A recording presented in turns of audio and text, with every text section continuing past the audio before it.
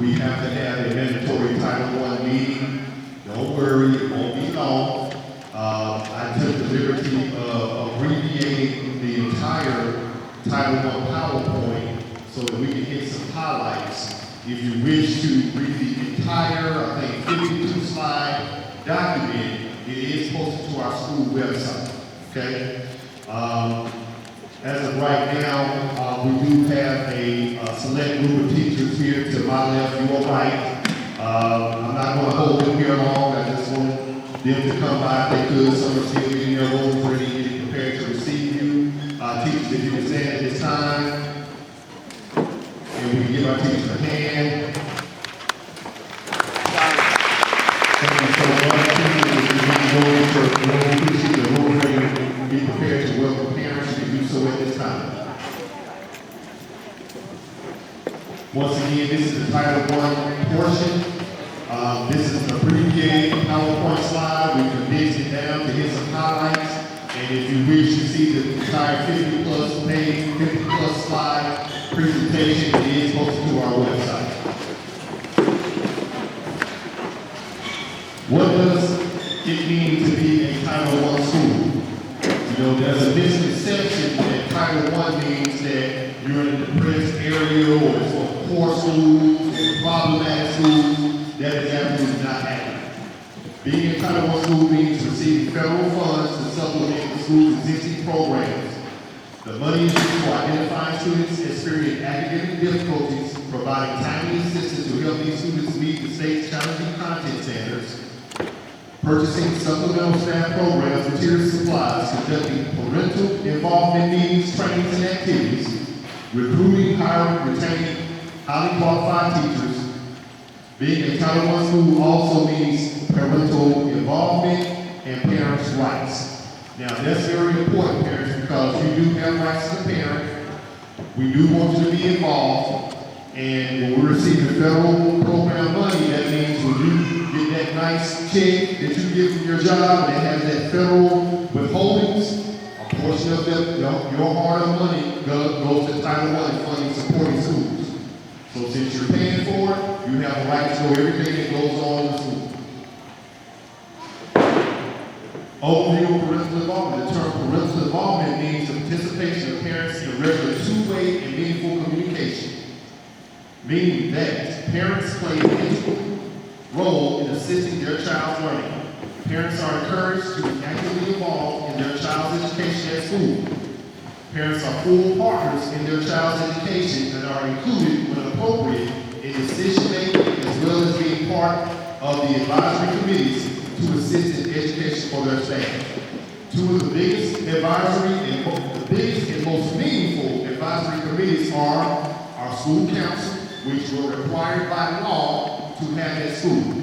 Every public school must have a school council. We had a meeting last week, an interest meeting about what school council is and what you need to do to join the school council. There's also some more information at the table out there with our parent liaison as you exit out these doors if you would like to know. The other second body is PTSA or PTA for middle school.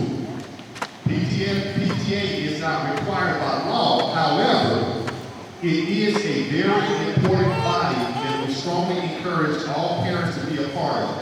Faculty and staff is also a part of PTA, in fact, they're a part of school council as well, but we try to encourage 100% participation in PTA for middle school.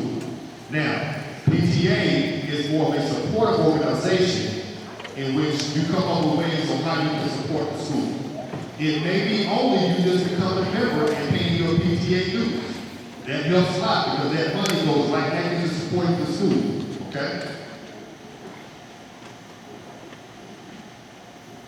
Why parent involvement and engagement? The difference between involvement and engagement is involvement implies doing to, engagement implies doing with. We are partners. We are not adversaries. We are here to work together. Your child is your most precious commodity. The most important prized possession in your life is your children. And we know that nobody can love your child like you do. But as educators, we come in as a close second. Sometimes it might not feel like it, but we really do care and have have love for your children. We want them to be here every day to be safe and get a world-class education. And the only way we can do that is if we have that true partnership between parents and the faculty and staff at school. Because we can be the greatest, most well-prepared, most knowledgeable, most effective, kind-hearted teachers. There's a limit to what we can do without your support and engagement. And we have to have it in order for our children to have the best opportunity to be successful.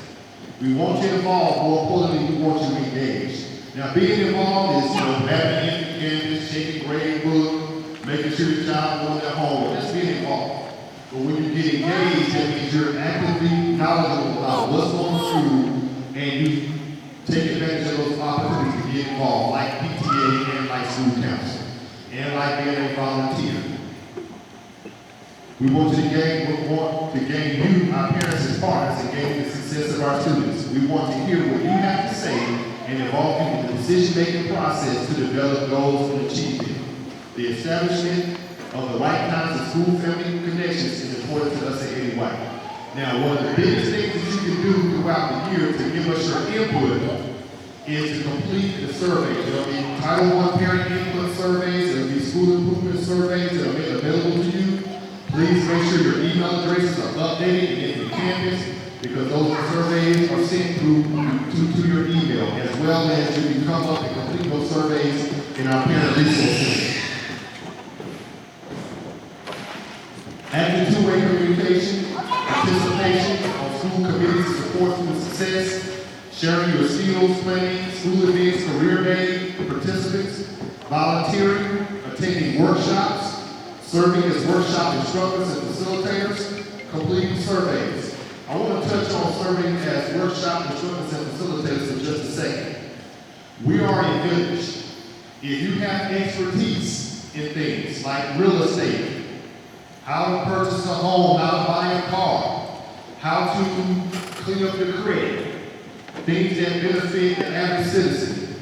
If you would like to conduct a workshop to help your neighbors, to help your community with that, you can partner with our parent liaison, and she can give you those opportunities to provide those supports and services to other parents.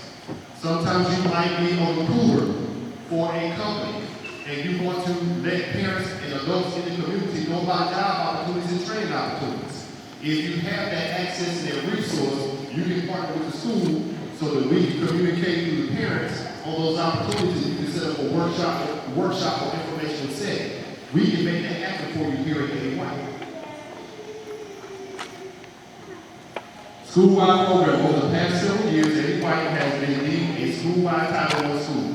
Whether a school is considered Title I or targeted assistance is based upon the percentage of students who receive free or reduced lunch. Now, of course, in Clayton County, we received a grant where everyone receives breakfast and lunch free. That's not what we're talking about.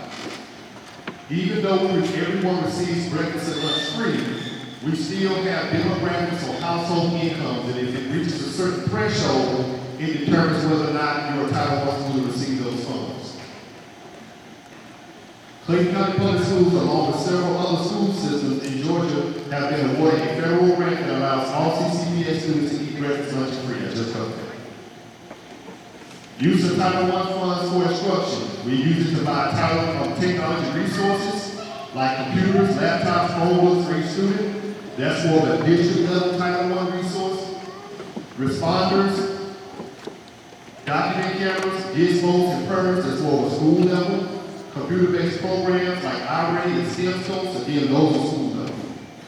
Instructional resources, classroom supplies and materials, student resources. We receive plenty of resources from Title I. Now, again, those are used to supplement, not in place of. So yes, parents are still, that are able, are still expected to buy school supplies, because I've heard that before. Mr. Farmer, I heard Title I give us all our supplies. Not necessarily. What Title I is for is to bridge the gap. They can't fit every single child in the whole building with everything they need for school. However, it is there if the need exists. It also pays for instructional resources, classroom supplies and materials, student resources. It also makes available for remediation, after-school tutorials in the program tutor.com. Now, we have not started our after-school tutorials just yet because there's a process through Title I that we have to follow before we can start those after-school tutorials. Typically, it happens during the second semester.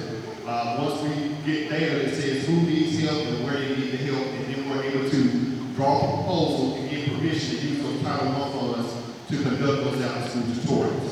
So as soon as we collect that data and we're ready to start, we'll send communication out through phone calls and email. So once again, please make sure your Infinite Campus is updated with the most recent and accurate phone numbers and email. Use of Title I funds for staff. We have purchased all four of our academic coaches, three of our academic coaches are through Title I. We have a science coach that just started today. We have a math coach, and we also have a social studies academic coach. What do academic coaches do? They assist administration with going in and observing classrooms, identifying teachers' strengths and weaknesses, providing them with training and feedback to improve their instruction. It is very important that we have a core content academic coach for all four core contents with expertise in everything from how to unpack the standards to how to create lesson plans and deliver instruction to students, as well as creating meaningful assessments or tests for students to test their knowledge. And we currently have all four in all four academic classes, academic contents. Now, we hired one for English language arts or literacy, but that is paid for by a total different grant. It's called the L4GA grant, Literacy for Georgia. Those are more or less more state funds than they are federal funds. But we do have an academic coach for literacy through those funds. We also use those funds for professional development. Some of the professional development is in-house. Some of it we send them to conferences. Parent resources. That's why we have a parent liaison. A parent liaison, Ms. Pintar, she bridges the gap between the community and the school. So if you're a parent and you need resources, you need to find out about tutoring, you need things, resources that help you help your child at home, Ms. Pintar has all of those resources in the parent resource room. The parent resource room is located directly beside our main office. So if you walk in the front entrance, you will see our main office, and directly to the left there's a door. That is our parent resource room. There's a computer in there for parents to use. If you need to print things out, she can help you with that. She can give you books on how to help your child with homework, how to set up a bedroom or an office or a kitchen table so it's conducive for a learning environment. All kinds of tips that help you as a parent support your child while they're at home. How to contact our staff? You can call our school directly. Now, let me address this because I get a lot of concern from parents about calling the front office and they can't get an answer. How many of you are old enough, like myself, to remember Jerry Lewis and the telephone that he used to have back in the day? I'm the only one kind of older than you? Okay. Well, I'm going to describe to you what a telephone was. He had a telephone where you could call in and make donations to help children with disabilities. And he would have about 20, 30 people on the set, on the camera, on the TV set. You could see them, and they were answering phones. And those phones were ringing off the hook.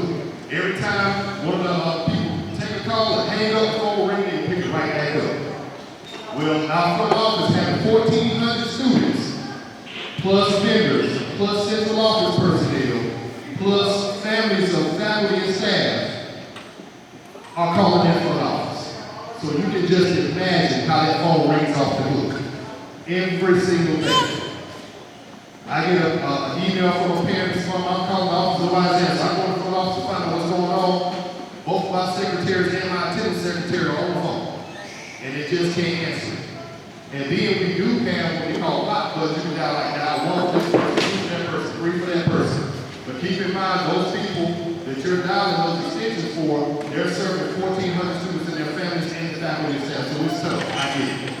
But we're not being lazy, we're not being rude, we're not ignoring you. We just don't have the resources to meet need on busy days for calls. That's why it's better for you to try to send an email, especially if you don't have an emergency. And I get it, sometimes you send an email and you don't get a response. Now, board policy is that we're to respond within 2 business days.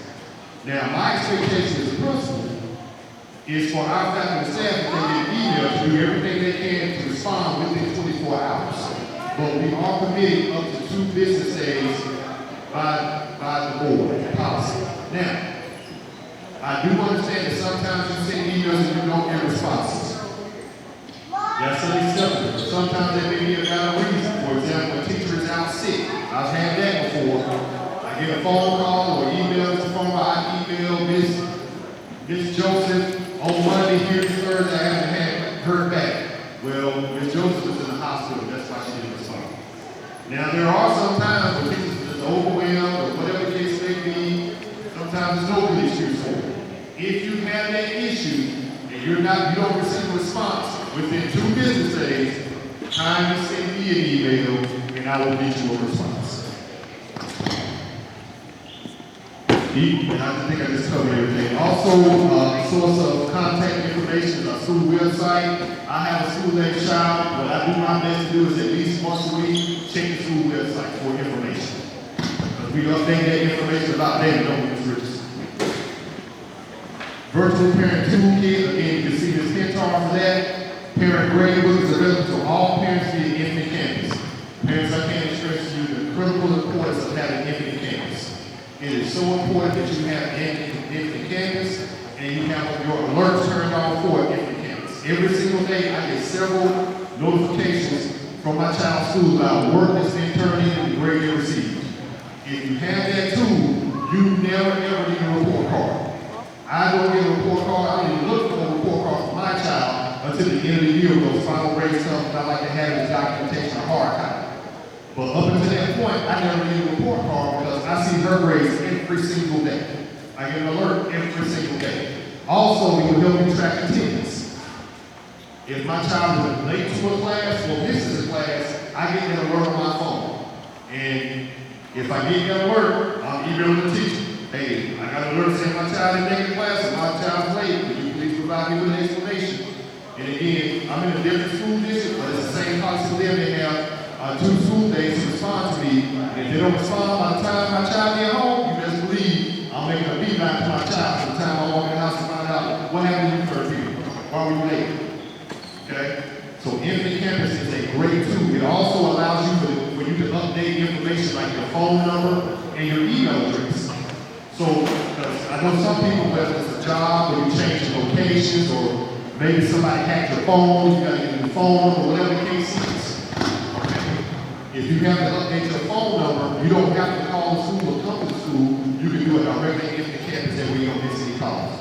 Speaking of missing calls, I try not to overwhelm you with robocalls. I know they're annoying sometimes, but for some of you that I'm annoying, some people are saying I'm not calling enough. So I try my best to only send very important robocalls that I think is going to be beneficial to you. So please don't block the school number. I know it's annoying, but don't block the school number. Don't block it. I got a lot of parents, I know it's blocked because everybody knows what block calls sound like, right? Everything on the ring, you'll just go straight to voicemail. Okay? Please don't block me. I try not to bother you. I try to only send stuff that's very important. Okay? So that's the reason why I send the robocalls and I try to keep this stuff that's very critical for you to know. All right, any questions specifically about Title I or the Title I presentation? Please be reminded that that's not the entire PowerPoint. I'm pretty sure you did not want to hear me talk you through 50 plus slides, correct? Okay, if anybody want to hear it, make an appointment, you can sit down and go through it with me. Okay? But it is available on the school website. It includes some data in there, some things that you need to know, but it's not something I felt like we need to cover tonight. So if there are no questions about Title I, Dr. Harris, could you come and tell us about the rotation? This is Dr. Harris, one of our administrators. He's an 8th grade assistant principal, among going to hold other things in school. Good morning, everyone. Great to see you here. When we leave from the gym, you're going to follow your student's schedule. I'm going to give you the intercom every 15 minutes and notify you when it's time to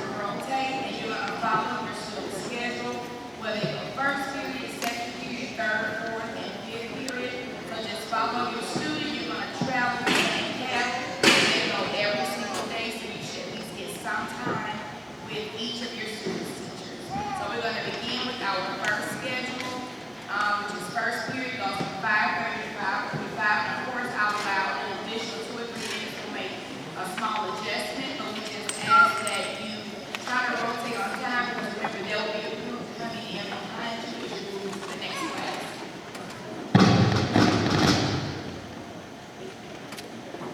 All right, now if you do not have your child scheduled or your child with you, we can direct you to which hallway that grade level is on. And once you get to that first period, your child has a team of teachers on that hallway that they go to, so that first period teacher can tell you where to go next, and that second period teacher can tell you to go next, and so on and so forth. So if you do not have your child scheduled, we will point you to the hallway, and once you get the first period, they can guide you to the next class when you go to.